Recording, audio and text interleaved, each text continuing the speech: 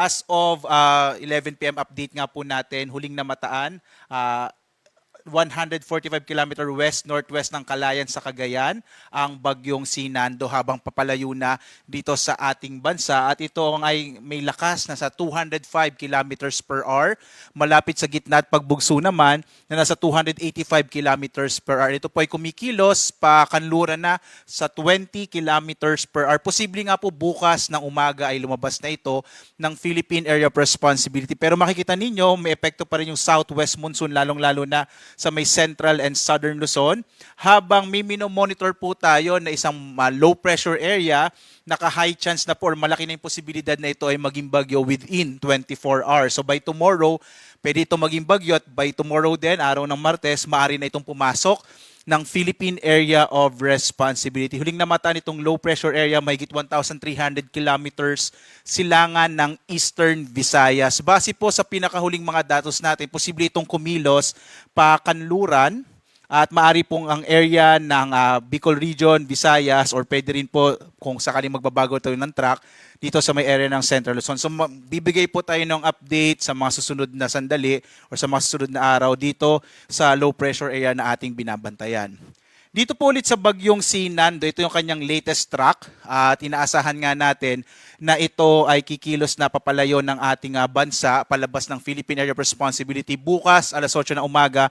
Inaasahan natin nasa labas na ito ng PAR at ang ating pong forecast track or forecast position 800 km west ng Itbayat sa Batanes.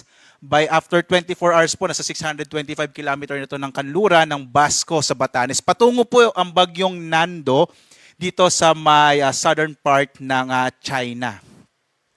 Samantala, nakataas pa rin ang signal number 4. So wala na po tayong signal number 5 sa kasalukuyan. Signal number 4 ngayon sa western portion ng Babuyan Islands, northwestern portion ng Cagayan, at gayon din sa northern portion ng Ilocos Norte. Signal number 2 naman sa Batanes, nalalabing bahagi ng Babuyan Islands, northern and central portion ng Cagayan, northern and central portion ng Apayao, at nalalabing bahagi ng Ilocos Norte. Signal number 2 naman sa nalalabing bahagi ng Cagayan, northern portion ng Isabela, the rest of Apayao, Abra, Kalinga, Mountain Province, Ifugao, northern portion ng Benguet, Ilocos Sur, at northern portion ng La Union. Signal number 1 naman po sa nalalabing bahagi ng Isabela, Quirino, Nueva Vizcaya, the rest of Benguet, and the rest of La Union. Gayon din ang mga lalawigan ng Pangasinan, Aurora, Nueva Ecija, Bulacan, Tarlac, Pampanga, Zambales, at ang northern portion ng Quezon kasama yung Polillo Island. Sa mga lugar po kung saan nakataas ang ating mga tropical cyclone wind signal, asahan pa rin ang mga pagbugso ng hangin na dala ng bagyong si Nando. But inaasahan po natin na sa mga susunod na oras, lalo na po sa ating 5 a.m. update ay mababawasan na po yung mga lugar kung saan may nakataas sa tropical cyclone wind signal, lalo na't papalayo na ng bansa ang bagyong si Nando. So ito po ay yung inaasahan nating lakas ng hangin. Pagdating po sa ulan, meron po tayong inilabas na heavy rainfall outlook, ang ating weather advisory. Inaasahan po natin ngayong gabi, may malalakas na mga pag-ulan pa rin maranasan, partikular na sa Ilocos Region, Cordillera, kasama yung lalawigan ng Cagayan, at maaari po umabot hanggang dito sa may Pangasinan. Dahil naman sa southwest Muson Habagat, ngayong gabi hanggang madaling araw, ay may malalakas sa mga pag-ulan pa rin tayo, lalo na sa may Calabarzon area, partikular na sa Laguna, Batangas, Cavite, Rizal at Metro Manila, at sa mga areas ng Zambales, Bataan at Occidental Mindoro.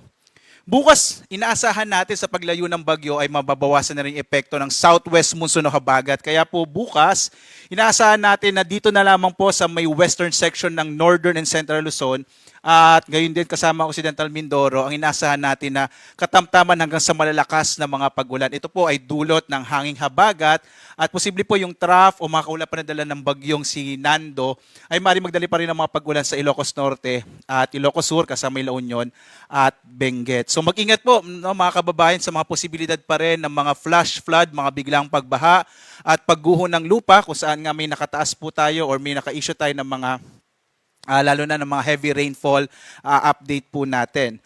Samantala naman, asahan pa rin po ngayong gabi ang mga pagbugso ng hangin sa malaking bahagi ng ating bansa sa Kamaynilaan, Central Luzon, Calabarzon, Bicol Region, Mimaropa, Visayas at Mindanao. Ito po ay dulot ng hanging habagat na pinalalakas ng bagyong si Nando. Pero po inaasahan natin na sa pag-alis po ng bagyong Nando ay mababawasan na rin yung mga pagbugso ng hangin na dala ng hanging habagat. May nakataas pa rin po tayong gale warning. Ito naman yung babala natin sa malalaking pag-alon ng karagatan, partikular na sa mga baybayin ng Northern and Central Luzon, sa mga maliit na sakyang pandagat at sa maliliit na mga bangka. Delikado pong maglayag dito sa mga areas ng Northern and Central Luzon dahil nga magiging maalon yung karagatan.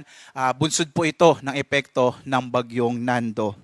At meron pa rin po tayong nakataas na or naka-issue na storm surge warning. Partikular na nga, inaasa pa natin hanggang 3 metrong taas ng alon ng maring humampas sa mga baybayin ng northern portion ng Ilocos Norte, ganyan ang ilang bahagi ng Batanes, Cagayan, Ilocos at Ilocos Sur. So mag-ingat pa rin po sa mga kababayan natin, huwag muna pong pumunta sa mga baybay dagat, sa mga nabanggit na lugar dahil inaasahan pa rin natin yung malalaking alon na dala ng bagyong Nando. As of 11 PM naman, ay meron po tayong mga naka-issue ng mga heavy rainfall warning dito po sa area ng Northern Luzon, lalong-lalo na sa Ilocos Region, Cordillera at ilang bahagi ng Cagayan Valley Region, particular na nga sa lalawigan ng Cagayan. Dito naman po sa Metro Manila at mga karatig na lalawigan, nakataas naman as of 11 PM, naka-heavy rainfall warning, naka-orange warning po ang Bataan, Pampanga at gayon din yung area ng Bulacan, habang yellow heavy rainfall warning ang Zambales, Tarlac at ang Calabarzon, kasama dyan yung Metro Manila. Muli po, inaasahan natin ngayong gabi hanggang madaling araw may mga posibilidad pa rin ng malalakas na mga pagulan. Bukas po, bandang tanghali, mababawasan na significantly yung malalakas na mga pagulan sa bahagi ng Calabarzon kasama yung Metro Manila. So magbibigay po tayo ng update ulit bukas bandang alas 5 na umaga pagdating po sa mga inaasahan nating magiging lagay ng panahon, lalo na't papalayo na yung bagyong si Nando. Pero nagbabala pa rin po tayo dito sa Pag-asa. Mag-ingat po sa mga posibilidad pa rin ng mga pagbaha at pagguho ng lupa, mga flash floods and landslide na dulot po ng pinagsama epekto ng bagyong Nando at ng hanging habagat or southwest monsoon.